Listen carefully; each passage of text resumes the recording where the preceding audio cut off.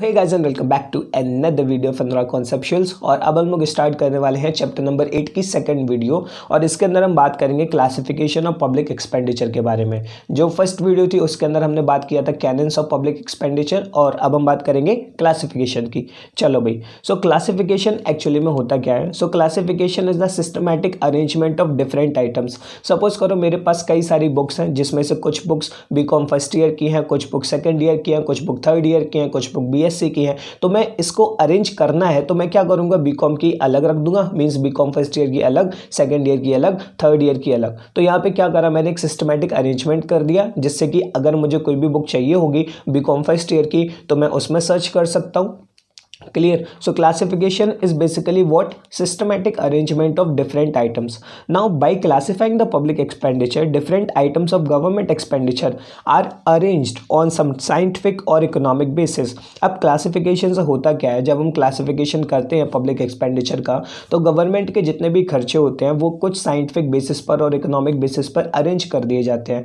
जैसे कि गवर्नमेंट कौन से प्रोडक्टिव खर्चे कर रही है, कौन से अनप्रोडक्टिव कर रही है, किसकी प्रायोरिटी सबसे ज़्यादा है, कौन से एक्सपेंडिचर की प्रायोरिटी कम होनी चाहिए, तो इस तरीके से कैटेगराइज कर सकते हैं। So public expenditure has been classified by different authors on different basis. अब कुछ authors थे जो कि public finance के ही थे, उन्होंने अपने अपने गाइडेंस दी थी, अपने अपने क्लासिफिकेशंस दिए थे। तो सबसे पहले हम बात करेंगे डेल्टन्स के क्लासिफिकेशन के बारे में। So Dalton says that scientific classification of public expenditure is different from its catalog. अब डेल्टन का कहना यह था कि जो साइंटिफिक क्लासिफिकेशन होता है पब्लिक एक्सपेंडिचर का, वो उनके मतलब उनके विचारों से अलग है। सो क्लासिफिकेशन में follow several alternative principle. Scientific तो होना चाहिए, लेकिन उसके साथ साथ इकोनॉमिक भी होना चाहिए। हो सकता है कि उसके अंदर कुछ और प्रिंसिपल्स काम कर रहे हो, principle of maximum social advantage होना चाहिए, ठीक है। So then there may be functional classification as well as departmental classification of public expenditure. तो सबसे पहले डेल्टन ने क्या कहा कि जो साइंटिफिक क्लासिफिकेशन है वो उनकी डिक्शनरी से अलग है। कैटलॉग यहाँ पे वर्ड यूज़ हुआ है, तो उनकी डिक्शनरी से वो चीज़ अलग है। और क्लासिफिकेशन जो है वो कई प्रिंसिपल्स को फॉलो कर सकता है, ज़रूरी नहीं है कि वो सिर्फ साइंटिफिक प्रिंसिपल्स को ही फॉलो करे। और इसी के अकॉर्डिंग जो उन्होंने क्लासिफिकेशन बताया वो दो तरीके को बताया, functional as well as departmental. Functional classification मतलब गवर्नमेंट जो अपने फंक्शन करती है। अब गवर्नमेंट के कई सारे फंक्शंस हैं। गवर्नमेंट डिफेंस प्रोवाइड कराती है, मतलब डिफेंस की सिक्योरिटी मेंटेन करती है, लॉ एंड ऑर्डर मेंटेन करती है, इकोनॉमिक स्टेबिलिटी मेंटेन करना चाहती है। अब हो रही है नहीं हो रही है वो बात अलग है, ठीक है। तो ये तो हो गया फंक्शनल क्लासिफिकेशन। इसके बाद होता है डिपार्टमेंटल क्लासिफिकेशन, जैसे कि मिनिस्ट्री ऑफ कॉर्पोरेट अफेयर्स अलग है, उसके अंदर वो देखो, जैसे अगर हम बात करें सेंट्रल गवर्नमेंट की, तो सेंट्रल गवर्नमेंट अकेली मोदी जी नहीं संभाल रहे हैं, ठीक है। सेंट्रल गवर्नमेंट क्या है? मिनिस्ट्री ऑफ कॉर्पोरेट अफेयर्स है, होम मिनिस्ट्री है, डिफेंस सिक्योरिटी है, मिनिस्ट्री ऑफ डिफेंस है जिसमें डिफेंस से रिलेटेड डिसीजन वगैरह लिए जाते हैं, मिनिस्ट्री ऑफ एजुकेशन है, मिनिस्ट्री ऑफ एजुकेशन। तो ये सब मिला के ना ये होते हैं डिपार्टमेंट, और इनके अंदर होते हैं फंक्शंस। अब जो क्लासिफिकेशन होगा गवर्नमेंट, हाँ ये फंक्शंस लिखा है, राइटिंग थोड़ी सी बेकार आ रही है, फंक्शंस। तो ये जो डिपार्टमेंट्स होते हैं इनके अंदर किए जाते हैं फंक्शंस। तो पहला तो इन्होंने क्या बताया, क्लासिफिकेशन, डिपार्टमेंटल क्लासिफिकेशन। दूसरा फंक्शनल क्लासिफिकेशन, ये डिपार्टमेंट के अंदर जो फंक्शंस होते हैं उनके फंक्शंस के बेसिस पर आप एक्सपेंडिचर को क्लासिफाई कर दो, ठीक है। तो functional classification and departmental classification clear है। दस Dalton classifies between optional expenditure and obligatory expenditure. तो अब यहाँ पे जो मेन चीज़ है जो डेल्टन ने क्लासिफाई किया था वो इसे ध्यान रखना है। हाँ ये डेल्टन ने बताया ज़रूर था, क्योंकि उन्हें ये साइंटिफिक प्रिंसिपल जो था ना, साइंटिफिक क्लासिफिकेशन, उसको गलत साबित करना था। डेल्टन ने सबसे पहले क्या कहा कि साइंटिफिक प्रिंसिपल जो है वो उनकी डिक्शनरी में नहीं आता है, वो उनकी कैटलॉग से अलग है। क्लासिफिकेशन जो है वो डिफरेंट प्रिंसिपल्स को फॉलो कर सकता है, जैसे कि functional classification as well as departmental classification, ठीक है। लेकिन जो डेल्टन का मेन क्लासिफिकेशन था वो था optional expenditure as well as obligatory expenditure. Optional expenditure वो खर्चे होते हैं जो गवर्नमेंट चाहे तो स्किप कर सकती है, जैसे कि मतलब जैसे कि वॉर की सिचुएशन है, तो अगर गवर्नमेंट चाहे तो वॉर को अवॉइड कर सकती है, ये उसके ऑप्शन है, ठीक है। लेकिन कुछ ऑब्लिगेटरी एक्सपेंडिचर्स होते हैं, जैसे कि डिफेंस सिक्योरिटी मेंटेन करके रखना, लॉ एंड ऑर्डर मेंटेन करके रखना, तो वो तो ऑब्लिगेटरी एक्सपेंडिचर है, ठीक है। तो कुछ खर्चे जो गवर्नमेंट अवॉइड नहीं कर सकती उन्हें बोलते हैं obligatory expenditure. Dalton also distinguished between real or exhaustive expenditure and transfer expenditure. जो रियल और एग्जॉस्टिव एक्सपेंडिचर होते हैं, इसका मतलब ये है कि जो गवर्नमेंट खर्चे करती है और उन खर्चे से अगर गुड्स एंड सर्विसेज प्रोड्यूस हो रहे हैं तो उनको हम बोलते हैं रियल और एग्जॉस्टिव एक्सपेंडिचर। जैसे कि गवर्नमेंट अगर एजुकेशन फैसिलिटी प्रोवाइड करा रही है, मेडिकल फैसिलिटी प्रोवाइड करा रही है, तो इसमें खर्चा तो हो रहा है गवर्नमेंट का। अब इस खर्चे की वजह से एक सर्विस सोसाइटी में जा रही है, एजुकेशन की, मेडिकल की, ठीक है। तो ऐसे जो खर्चे होते हैं उनको बोलते हैं रियल एक्सपेंडिचर और एग्जॉस्टिव एक्सपेंडिचर। लेकिन कुछ ट्रांसफर एक्सपेंडिचर होते हैं जिसमें खर्चा तो होता है लेकिन उससे कोई भी गुड्स एंड सर्विसेज प्रोड्यूस नहीं होते हैं।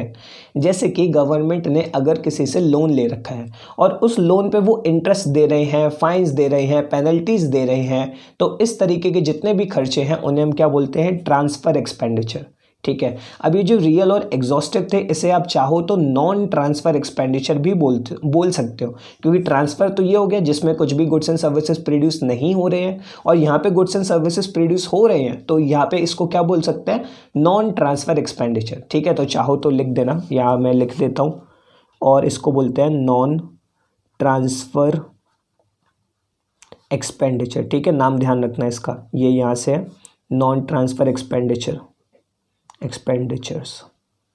और ये ट्रांसफ़र एक्सपेंडिचर्स अलग हैं। अब इनके अंदर लिखना क्या है, तो मैं बुक का यहाँ पे एक मतलब नोट्स में बुक की फ़ोटो लगा दूंगा जिसमें लिखे हुए हैं कि किसके अंदर क्या लिखना है, क्या नहीं लिखना है, ठीक है। चलो ये तो हो गया भाई डाल्टन क्लासिफिकेशन। इसके बाद हम बात करने वाले हैं पिगोव क्लासिफिकेशन की। अभी भैया पिगोव पता नहीं कैसा नाम है, हमारे यहाँ तो ये होता है, दिख रहा है ना, नहीं दिखा अभी भी नहीं देखा, हाँ ठीक है, चलो कोई नहीं। चलो पिगोव्स क्लासिफिकेशन।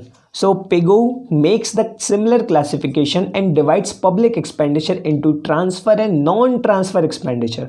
ये बात मैंने इसलिए बोल दी थी क्योंकि पता था कि जो नॉन ट्रांसफर और ट्रांसफर क्या होता है, तो इसलिए मैंने वहाँ बता दिया था कि नॉन ट्रांसफर भी बोल सकते हैं।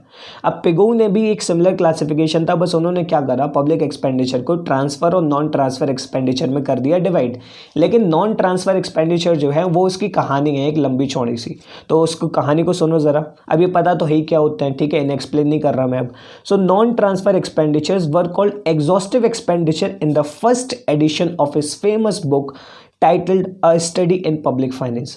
अब जो पिगोव की फेमस बुक थी, मैंने तो पढ़ी नहीं है, उस टाइम मैं था नहीं शायद, हाँ, तो पिगोव की जो फेमस बुक थी ए स्टडी इन पब्लिक फाइनेंस, उसका जो फर्स्ट एडिशन था उसके अंदर जो नॉन ट्रांसफर एक्सपेंडिचर्स थे, उन नॉन ट्रांसफर एक्सपेंडिचर्स को पिगोव ने क्या बोला था, एग्जॉस्टिव एक्सपेंडिचर्स बोला था।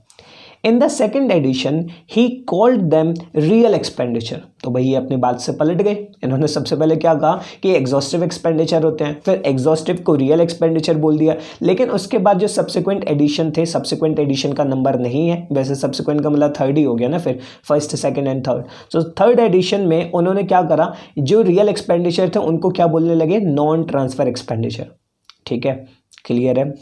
तो पिगोव का क्लासिफिकेशन क्लियर हो गया। तो डाल्टन ने सबसे पहले क्या कहा कि पहले तो बताया कि जो क्लासिफिकेशन होता है साइंटिफिक, वो उनकी कैटलॉग से अलग है। उन्होंने बताया कि जो क्लासिफिकेशन है वो डिफरेंट प्रिंसिपल्स को फॉलो कर सकता है, जैसे कि functional classification as well as departmental classification.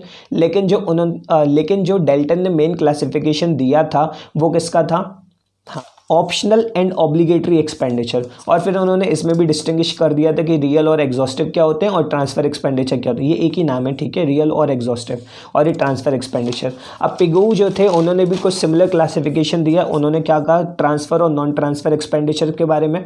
लेकिन नॉन ट्रांसफर एक्सपेंडिचर को उन्होंने अपनी बुक के फर्स्ट एडिशन में क्या बताया था, एग्जॉस्टिव एक्सपेंडिचर। सेकेंड एडिशन में उन्हें क्या बता दिया, रियल एक्सपेंडिचर। और थर्ड एडिशन में उन्हें क्या बता दिया, नॉन ट्रांसफर एक्सपेंडिचर। से ध्यान रखने, MCQ बन सकते हैं। हाँ भाई, एक और न्यूज़ है कि जिन लोगों का MCQ फॉर्मेट में पेपर होने वाला है पब्लिक फाइनेंस का, तो उनके लिए हमने बनाया है एक टेलीग्राम चैनल नया, ठीक है। तो उस पर क्या होंगे, MCQ क्वेश्चंस मैं अपलोड करूंगा पब्लिक फाइनेंस के, तो जो चाहें तो वो ज्वाइन हो सकते हैं। लिंक डिस्क्रिप्शन में होगा। ग्रुप हमारा अलग है, चैनल नया बनाया है।